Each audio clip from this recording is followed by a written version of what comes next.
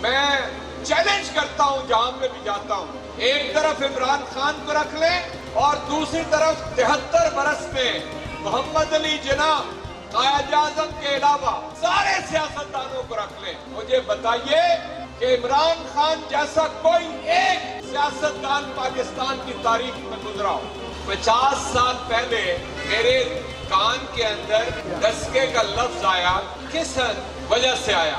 اس وقت لوگ کہا کرتے تھے پورے پنجاب سے کہ اکھاں بڑوان آستے سی ڈسکے چلے۔ میں اللہ کا شکر ادا کرتا ہوں کہ ایسے لوگوں کے پاس آنا ہوا ہے کہ جنہوں نے تقریباً نصف صدی لوگوں کی خدمت کی۔ ہمارے صوبائی صدر جناب اعجاز احمد چودھری صاحب،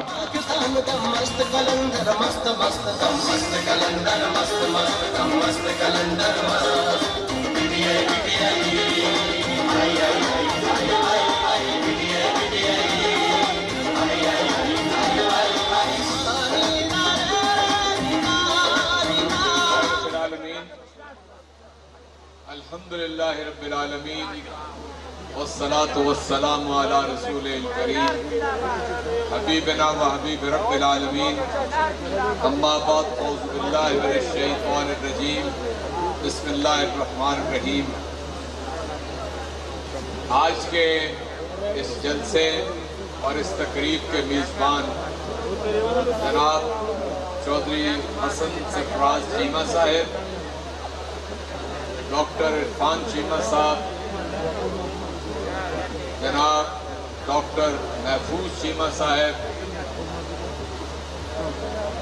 آپ کے ڈسکہ سے انشاءاللہ العزیز ممبر قومی اسمبلی چودھری علی اسجد ملی صاحب، سٹیج پر تشریف فرما تحریک انصاف کے اور ضلع کے معززین قائدین، بزرگوں، دوستوں اور ساتھیوں، السلام علیکم۔ حقیقت یہ ہے کہ مجھے ٹھنڈ لگ رہی ہے۔ میں ایسے خواہ زبیر نیازی کی طرح آپ سے کہوں کہ مجھے سردی نہیں لگ رہی، مجھے ٹھنڈ لگ رہی ہے، اور یقیناً آپ کو بھی لگ رہی ہوگی۔ میں اصل میں 50 سال پہلے، بیٹا ایک منٹ میری بات سنو جائے، ادھر دیکھو، ادھر دیکھو، میری بات سنو۔ میں 50 سال پہلے، میرے عمر کے اور بھی یہاں پہ بزرگ بیٹھے ہیں اور ڈاکٹر صاحبان تشریف فرما ہیں یہاں پہ، 50 سال پہلے میرے کان کے اندر ڈسکے کا لفظ آیا، کس وجہ سے آیا؟ اس وقت لوگ کہا کرتے تھے پورے پنجاب سے کہ اکھاں بڑوان آستے سی ڈسکے چلے، اور مجھے آج یہ زوردار تالیاں بجائے اس بات کے اوپر۔ میرے دوستو، یہ نصف صدی کی بات آپ کے سامنے کر رہا ہوں، اور میں پوچھنا چاہتا ہوں کہ 50 سال پہلے تو میں نے سنا تھا یہ فیض عام کب تک چل رہا ہے، کب تک چل رہا ہے؟ آپ کو نہیں پتا؟ یہ یعنی کم از کم 50 برس پہلے میں نے سنا کہ پورے پنجاب سے لوگ، بزرگ جو تھے، آنکھیں بنوانے کے لیے یہاں پر آیا کرتے تھے۔ یہ وہ ہسپتال ہے، یہ وہ مقام ہے۔ اس لیے میں سمجھتا ہوں کہ میں اللہ کا شکر ادا کرتا ہوں کہ ایسے لوگوں کے پاس آنا ہوا ہے کہ جنہوں نے تقریباً نصف صدی لوگوں کی خدمت کی، اور میں کارکن ہوں ایک ایسے سیاستدان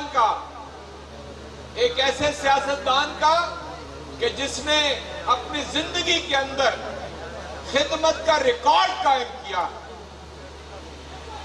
میں چیلنج کرتا ہوں جہاں پہ بھی جاتا ہوں، ایک طرف عمران خان کو رکھ لیں اور دوسری طرف 73 برس میں محمد علی جناح قائد اعظم کے علاوہ سارے سیاستدانوں کو رکھ لیں۔ مجھے بتائیے کہ عمران خان جیسا کوئی ایک سیاستدان پاکستان کی تاریخ میں گزرا ہو۔ جب وہ کھیل کے میدان میں تھا تو اس نے پاکستان کا پرچم بلند کیا تھا۔ جب وہ پاکستان آیا تو اس نے اپنی ماں کے نام پہ وہ ہسپتال تعمیر کیا کہ جو آج 25-26 سال گزرنے کے باوجود 75% غریبوں کا مفت علاج کرتا ہے۔ ایک ایسا لیڈر کہ جو دنیا کے بہترین یونیورسٹی کا چانسلر ہے۔ آپ جانتے ہیں چانسلر کیا ہوتا ہے؟ میرے دوستو، جس طرح پنجاب کا گورنر ہے نا، یہ پنجاب یونیورسٹی کا چانسلر ہے، اسی طرح برطانیہ کے اندر ایک یونیورسٹی ہے، اس کا نام ہے برینڈفورڈ یونیورسٹی۔ وہاں پر پوری دنیا کے اندر یہ اعلان کیا گیا کہ ہم دنیا کے بہترین آدمیوں کو یہاں پر چانسلر بنانا چاہتے ہیں، اور ایک پوری سینڈیکیٹ بیٹھی، ایک بہت بڑی پڑھے لکھے لوگوں کی کمیٹی بیٹھی، اور دنیا میں انہوں نے کہا کہ ہم چانسلر اپنی یونیورسٹی کا بنانا چاہتے ہیں۔ اور انہوں نے عمران خان کو رابطہ کیا کہ آؤ عمران خان، ہم تمہیں اپنی یونیورسٹی کا چانسلر بنانا چاہتے ہیں۔ اور 20 لوگوں نے انٹرویو دیے، انہوں نے سلیکٹ کر لیا۔ پاکستان کے عمران خان کو برطانیہ کی یونیورسٹی نے چانسلر کے طور پہ سلیکٹ کر لیا۔ انہوں نے کہا آپ کتنی تنخواہ لیں گے، کیا مراد لیں گے، کتنے پیسے لیں گے؟ پتہ ہے آپ کو عمران خان نے کیا کہا؟ عمران خان نے یہ کہا کہ میں 1 پائی کی بھی تنخواہ نہیں لوں گا۔ میں آپ سے کوئی مراد، تالیاں نہ بجائیں، پوری بات سنیں، میں آپ سے کوئی مراد نہیں لوں گا۔ میں صرف ایک بات چاہتا ہوں کہ میرا گاؤں ہے میاں والی کے اندر، اس یونیورسٹی کی ایک شاخ میرے گاؤں میں کھول دیں۔ کیا مانگا؟ میری گاؤں کے اندر دنیا کی بہترین یونیورسٹی کی ایک شاخ کھول دیں۔ اور دوستو، انہوں نے جواب دے دیا۔ جب انہوں نے جواب دیا تو عمران خان بھی پلٹ کے واپس آ گیا۔ ان سے کہا کہ اگر آپ نہیں مانتے تو میں بھی چانسلر نہیں بنوں گا۔ جب دروازے تک گیا تو انہوں نے بلایا کہ اتنا شاندار آدمی، اتنا ویژنری آدمی، اتنا لائق فائق آدمی کس بات سے ہمیں چھوڑ کے جا رہا ہے؟ ہم اس سے وعدہ کر لیتے ہیں اور اس کو کہتے ہیں کہ ہم تمہارے گاؤں کے اندر یونیورسٹی بنائیں گے۔ تو میرے دوستو، یہ وہ عمران خان ہے جس نے آج نمل کے اندر برینڈفورڈ یونیورسٹی کی شاخ ضلع میاں والی کے اندر کھلوائی۔ اس قیادت کا آدمی ہے۔ جب میں یہ بات کہتا ہوں تو مجھے ایک بات یاد آ جاتی ہے۔ علی اسد علی، نیند تو نہیں آ رہی؟ میں آپ کو ایک بات بتاتا ہوں۔ محمد علی جناح، میں یہ اکثر کہا کرتا ہوں، اور بزرگوں آپ جانتے ہیں اور نوجوانوں آپ یاد کر لیں، کوئی تالی نہ بجائیں، میں کوئی تالیاں بجوانے والی تقریر نہیں کر رہا۔ محمد علی جناح، قائد اعظم محمد علی جناح، جو آخری بر صغیر کا وائسرائے تھا، وہ لارڈ ماؤنٹ بیٹن تھا۔ لارڈ ماؤنٹ بیٹن سے جو پہلے تھا وہ لارڈ ویول تھا۔ اس نے محمد علی جناح کو بلایا اور کہا کہ جناح، میں جس طرح ملکہ برطانیہ مجھے پورے بر صغیر کے اوپر وائسرائے مقرر کرتی ہے، ایک ہم بر صغیر کے اندر سے لیفٹیننٹ گورنر مقرر کرتے ہیں، تم کیا پاکستان اور مسلمانوں کے لیے الگ ملک مانگ رہے ہو؟ ہم تمہیں پورے بر صغیر کا بادشاہ بنا دیتے ہیں۔ اور آپ کو یاد ہوگا میرا قائد ہیٹ پہنا کرتا تھا، ٹائی لگایا کرتا تھا، سوٹ پہنتا تھا۔ اس نے ہیٹ اس کے ٹیبل سے اٹھایا اور منہ پیچھے کی طرف چل کے تو دروازے کی طرف چل پڑا۔ پیچھے سے لارڈ ویول نے آواز دی، لوک mister Jinnah, listen to me. Quaid Azam turn, وہ واپس مڑے اور انہوں نے کہا کہ لوک lord ویول، if you want to talk to me, you have to come to my office. And I am not here to sell my nation. میں یہاں پر اپنی قوم بیچنے نہیں آیا، میں پاکستان بنوا کے، میں بر صغیر کے اندر مسلمانوں کا خطہ بنوا کے ایک ملک اس کے لیے آیا ہوں۔ اگر دوبارہ تمہیں مجھ سے کبھی بات کرنی ہو تو میرے دفتر آنا۔ آپ یقین کریں، مجھے یاد آ جاتا ہے جب عمران خان کو انہوں نے واپس بلایا یونیورسٹی والوں نے انہوں نے جب کہا کہ ہم آپ کو آپ کے گاؤں میں یونیورسٹی بنا دیں گے تو مجھے یوں لگا کہ محمد علی جناح نے دوبارہ جنم لے لیا. ایک ایسے لیڈر تھے کہ جس نے اپنی قوم کے لیے کیا مانگا.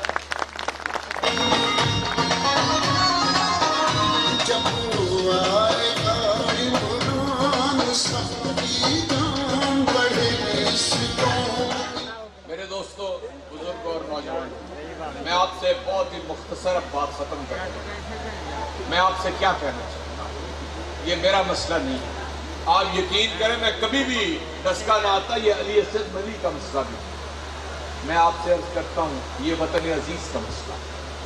یہ 2.5 برس مشکل ترین 2.5 برس ہے پاکستان کی تاریخ کے اندر. آپ کو میں 2020 کے بارے میں بتاؤں، پوری دنیا کی معیشت بیٹھ گئی، امریکہ برباد ہو گیا، برطانیہ اور یورپ برباد ہو گئے.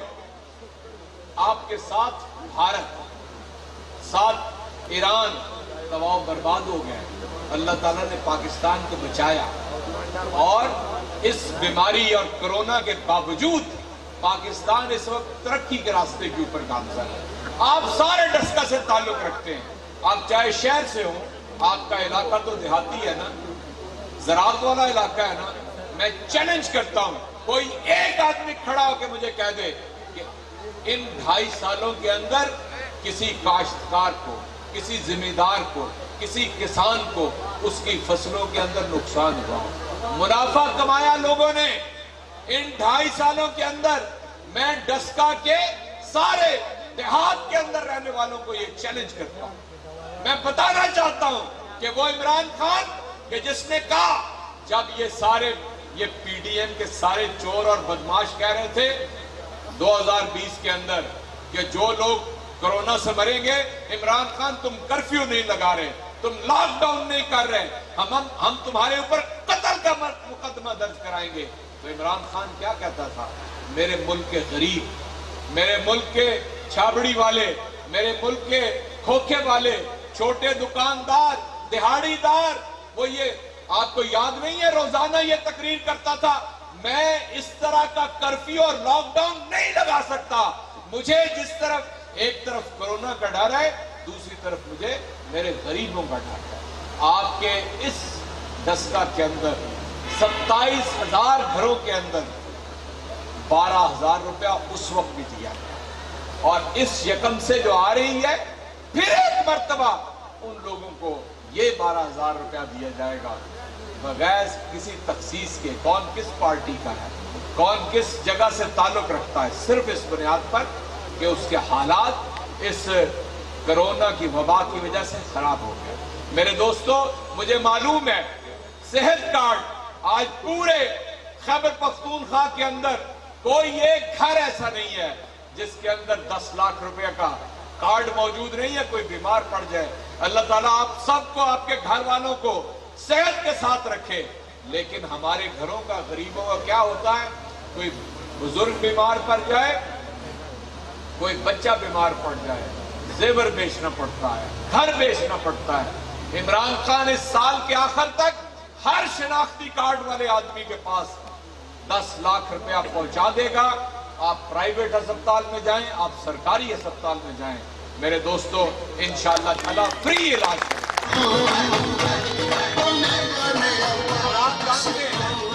آپ جانتے ہیں آپ کے گھروں سے بیرون ملک لوگ گئے ہوئے ہیں اکا دکا.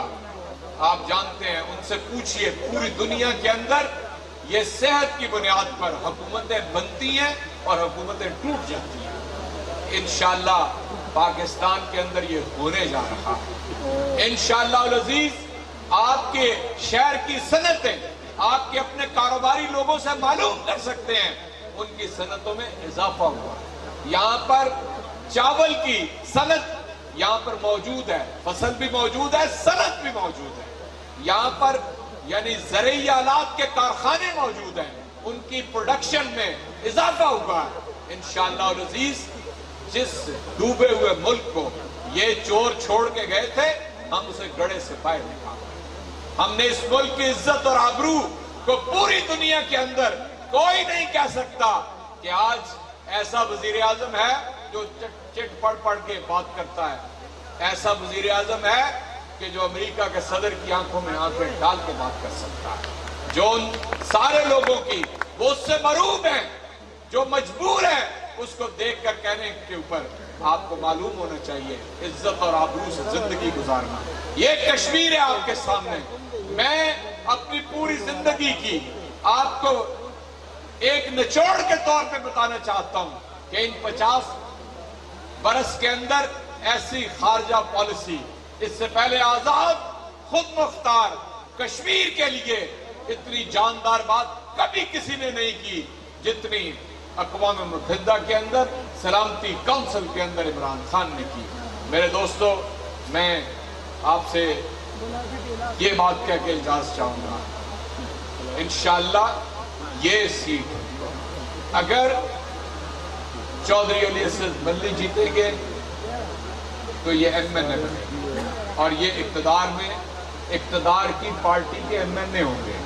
खुदा न खास्ता कोई और जीतेगा, जीतने के बाद इस्तीफा लिख के देगा उस बेवकूफ औरत को। इस्तीफा लेके फिर रही है ना, वो क्या करेगी? कहेगी इस्तीफा लिख के दे दो। कहती है ना हमारी जेब में 31 दिसंबर तक सारे इस्तीफे आ गए हैं और ये चले जाएंगे। 31 दिसंबर भी गुजर गई, 31 जनवरी भी गुजर गई, इंशाल्लाह कई 31 गुजर जाएंगे। ये सड़कों के ऊपर रुलते फिरेंगे, इस्तीफे देते फिरेंगे।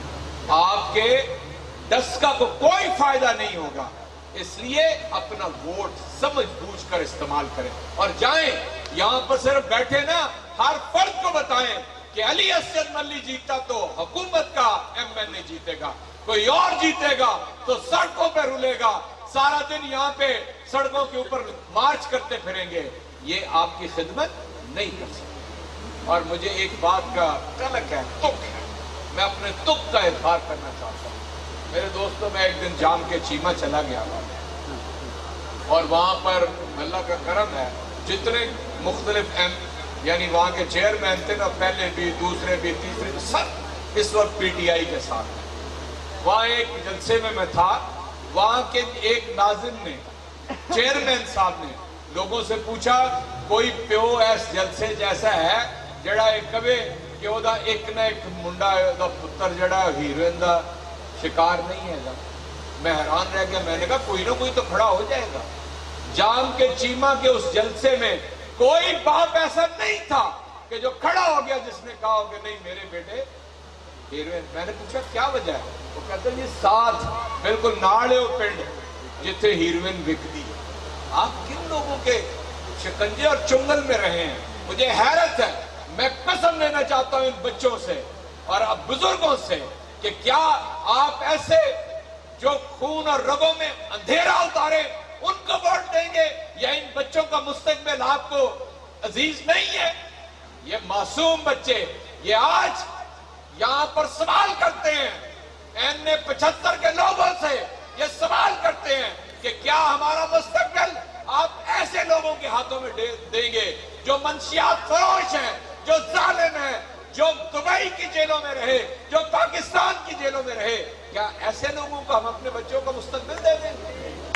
चनाचे आज वादा कीजिए मेरे साथ कि आप सब लोग कल से लेकर और 19 तारीख तक ये चंद दिन है, चैन से नहीं बैठेंगे। और जब चैन से नहीं बैठेंगे तो इंशाअल्लाह ताला फतह और कामरानी आपके कदम चूमेंगे। मैं आज पूरी जिम्मेदारी से आपको कह के जा रहा हूं, इंशाअल्लाह वो 19 फरवरी का सूरज आपकी फतह की नवीद लेकर तुलू होगा। बहुत बहुत शुक्रिया।